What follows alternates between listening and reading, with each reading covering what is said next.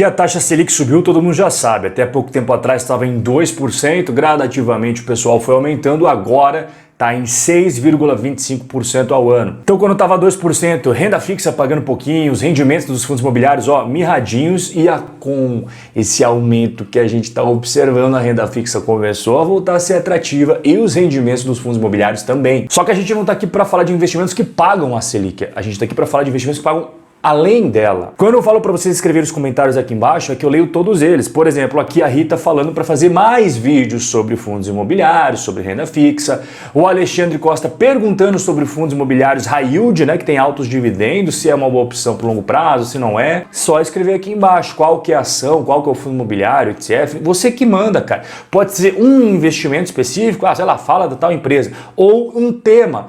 Carteiras de dividendos, carteira para aposentadoria, carteiras com oportunidades, enfim, você que manda aqui, entendeu? Escreve aqui embaixo. Por que é tão importante a gente falar sobre a taxa Selic? Porque tem muita relação com os fundos imobiliários. Os fundos imobiliários não são renda fixa, eles são renda variável, só que os investidores enxergam eles como renda fixa. E por quê? Porque eles sempre comparam, né? Quanto que a renda fixa está pagando, quanto que o Tesouro Direto está pagando, quanto que, sei lá, CDB, LCI, LCA está pagando e quanto que está sendo o dividend yield dos fundos imobiliários. O investidor sempre faz essa conta, tá? Apesar de não ser a mesma coisa, uma renda fixa, outra renda variável. E aí, quando você tem a taxa Selic subindo, consequentemente, os títulos de renda fixa começam a pagar mais. E aí o investidor pensa, pera lá, por que eu vou assumir mais risco investindo num fundo imobiliário se eu não estou recebendo a mesma coisa, estou recebendo bem abaixo, sei lá, de um tesouro? Não vale a pena, né? Então o que acontece? Precisa ter uma precificação dos fundos imobiliários.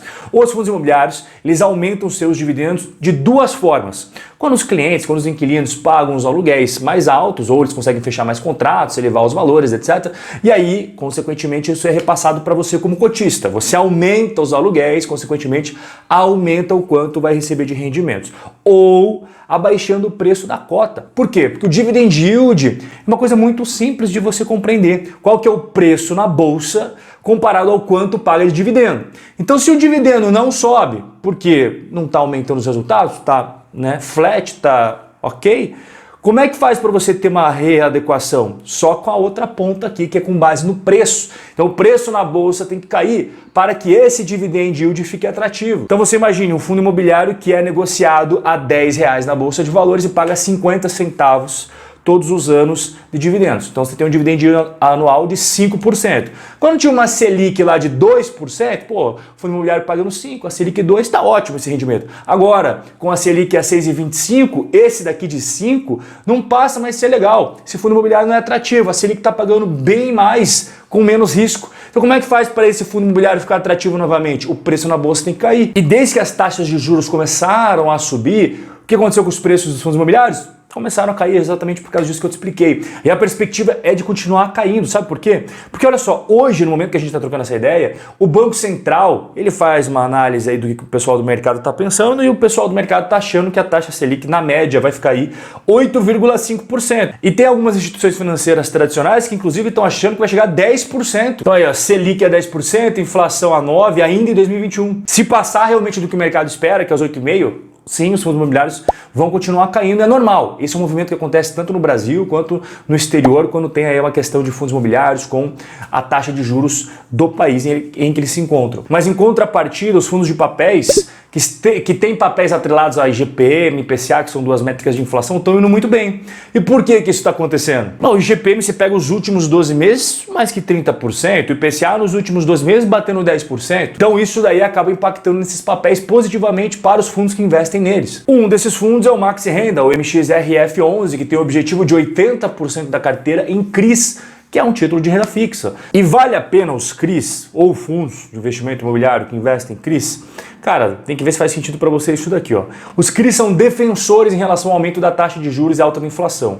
Os FIIs de CRIs, ou com CRIs, né, que tem esses ativos atrelados a IGP, IPCA, tiveram um forte desempenho, eu acabei de explicar isso para você, justamente porque eles vêm subindo bastante e ainda tem uma tendência de alta, inclusive bem acima do estipulado pelo Banco Central para teto da inflação, está bem acima do teto, tá? O MXRF11, ele vem entregando uma consistência aos rendimentos. Você está vendo aqui, ó, é que está sobreposto, né? Mas embaixo do cinza tem a distribuição por cota, que em tese é azulzinho, você vê que tem uma estabilidade bem bacana de longo prazo. Então o nosso primeiro que eu quero falar é justamente esse, cara. Maxi Renda, MXRF11, que está pagando 8,77 ao ano, sendo que 2,52% é acima da taxa Selic de 6,25. Segunda opção que nós temos é o IRDM, Iridium Recebíveis Imobiliários, que investe em CRIs, investe em outros fundos de investimento imobiliário e também investimentos atrelados aí a CDI, né? E como é que está a carteira? Dá uma olhada aqui, ó. Então, a boa parte da carteira está atrelada ao indexador IPCA, que subiu bastante.